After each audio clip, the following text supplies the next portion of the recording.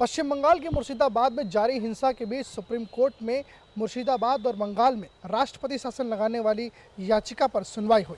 इस सुनवाई के दौरान सुप्रीम कोर्ट ने एक ऐसी टिप्पणी की जिसके बाद सुप्रीम कोर्ट चर्चा का विषय बना हुआ है।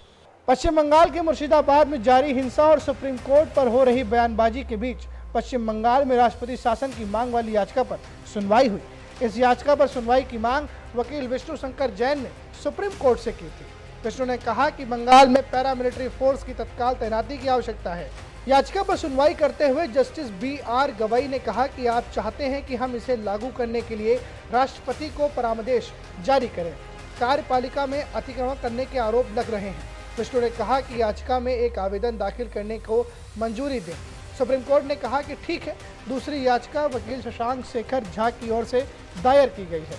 याचिका के जरिए मुर्शिदाबाद हिंसा की जांच के लिए सुप्रीम कोर्ट की निगरानी में SIT के गठन की मांग की गई है। इस मामले पर सुप्रीम कोर्ट में सुनवाई चल रही है। वक्फ एक्ट के खिलाफ पिछले दिनों पश्चिम बंगाल के मुर्शिदाबाद में जमकर विरोध प्रदर्शन किया गया था। इस दौरान वहां पर हिंसा भड़क उठी जिसमें 3 लोगों की मौत हो गई। मुर्शिदाबाद हिंसा के बाद वहां कई घर ऐसे मिले जहां से परिवार पलायन कर चुके हैं और लूटपाट के बाद उनके घरों को जला दिया गया है।